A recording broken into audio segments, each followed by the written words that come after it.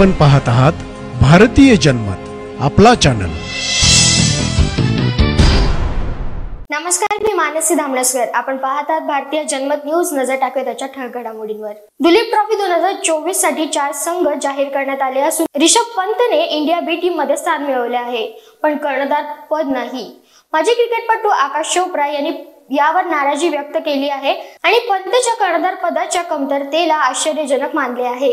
चोप्रा यांनी पंतच्या उत्तम फॉर्मचा विचार करून कर्णधार पद दिले जावे अशी अपेक्षाही व्यक्त केली आहे।